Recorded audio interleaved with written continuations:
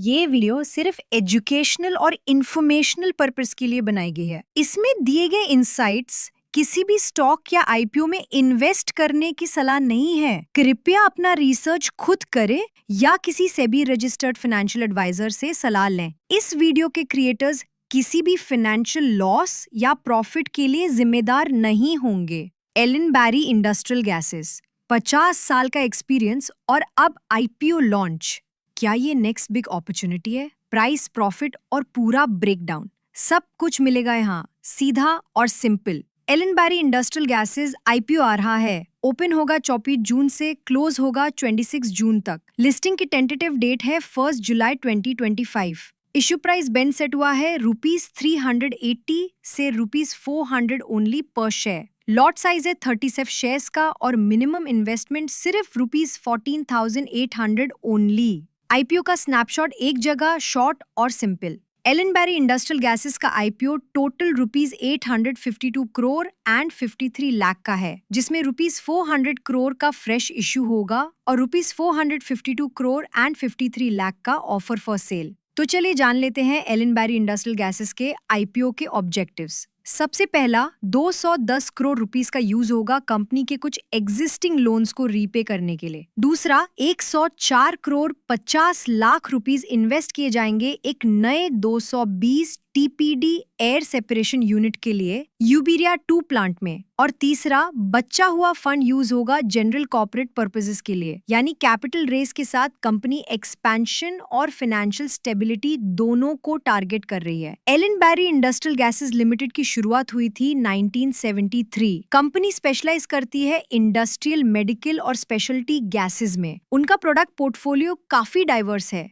Oxygen, nitrogen, helium जैसे gases के साथ कस्टमाइज्ड ब्लेंड्स भी अवेलेबल है। एलन बैरी का स्ट्रॉन्ग प्रेजेंस है ईस्टर्न और सदर्न इंडिया में, जहां पे उनके मॉडर्न प्रोडक्शन यूनिट्स और सॉलिड डिस्ट्रीब्यूशन नेटवर्क एक्टिव है। 50 साल से ज्यादा का एक्सपीरियंस और कमिटमेंट टू सेफ्टी ने इन्हें बना दिया है एक reliable partner across health care, manufacturing and pharma sectors. Last 3 financial years में एलन बैरी इंडस्ट्रियल गैसेस ने अपना एक जबरदस्त ग्रोथ ट्रैजेक्टरी दिखाया है। रेवेन्यू कंसिस्टेंटली ग्रो किया। 2023 में था 223 करोड़ एंड 71 लाख रुपीस, जो 2024 में बढ़कर हो गया 290 करोड़ एंड 20 लाख रुपीस और 2025 में पहुंच गया 348 करोड़ एंड 43 लाख रुपीस तक। ये लगभग 55% का क्यूमुलेटिव ग्रोथ रिफ्लेक्ट करता है। प्रॉफिट आफ्टर टैक्स यानी पीएटी लगभग 3 गुना हुआ है। 2023 में था 28 करोड़ एंड 40 लाख रुपीस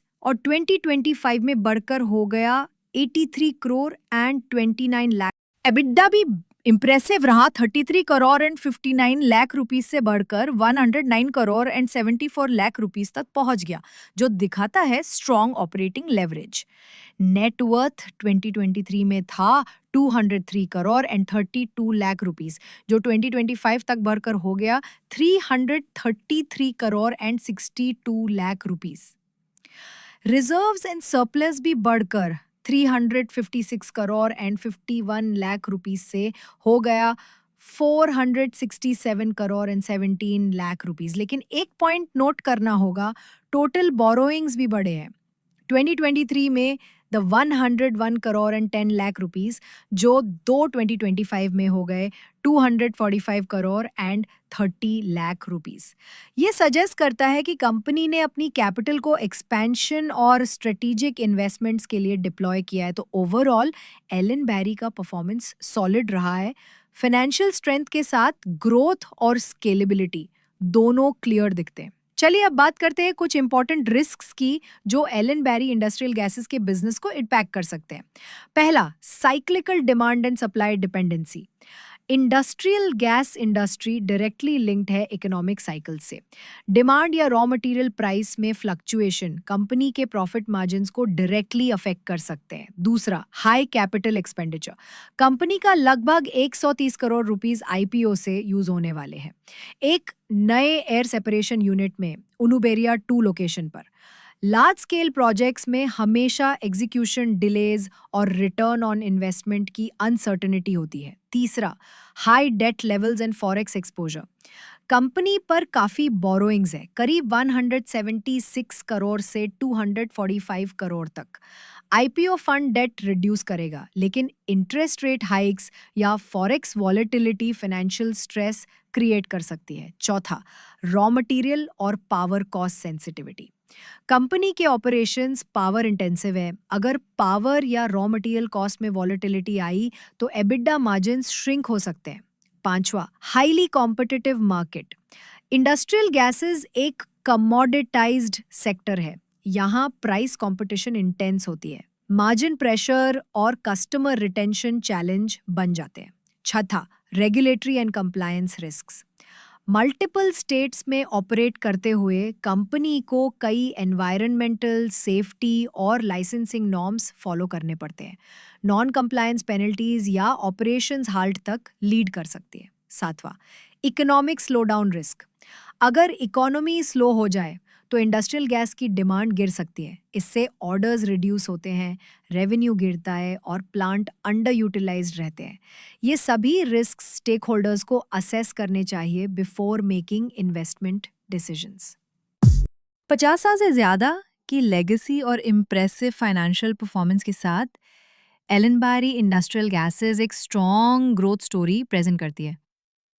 ये आईपीओ उन इन्वेस्टर्स के लिए एक प्रॉमिसिंग अपॉर्चुनिटी हो सकती है जो स्टेबिलिटी और स्केल दोनों में बिलीव करते हैं। लेकिन हर इन्वेस्टमेंट के साथ कुछ रिस्क्स भी होते हैं, इसलिए डिसीजन लेने से पहले प्रॉपर रिसर्च करें या अपने ट्रस्टेड फाइनेंशियल एडवाइजर से गाइडेंस ज़रूर लें। एक और एक्सटर्नल फैक्टर जो आईपीओ सेंटिमेंट को अफेक्ट कर सकता है वो है जियोपॉलिटिकल टेंशन। रीसेंट रिपोर्ट्स के मुताबिक ईरान से जुड़े मिलिट्री कॉन्फ्लिक्ट्स ने ग्लोबल मार्केट्स में अनसर्टेनिटी क्रिएट कर दी है। ऐसे सिनारियोज में इन्वेस्टर बिहेवियर थोड़ा कॉशियस हो जाता है। आईपीओ लिस्टिंग रिस्पॉन्स पर इसका शॉर्ट टर्म इम्पैक्ट हो सकता है, स्पेशली अगर वॉलेटिलिटी बढ़ जाए। लेकिन एलन जैसे इंडस्ट्रियल फोकस कंपनीज का कोर डिमांड लार्जली डोमेस्टिक और इंफ्रास्ट्रक्चर लेड होता है। लॉन्ग टर्म ग्रोथ के फंडामेंटल्स अभी भी स्ट्रांग दिखते हैं। अगर आपका होराइजन स्ट्रेटेजिक और स्टेडी है तो हाँ, हेडलाइन जरूर मैटर करती हैं, पर हर आईपीओ को उसके बिजनेस स्ट्रेंथ और फाइनेंशियल स्टोरी के हिसाब से इवैल्यूएट करना जरूरी है।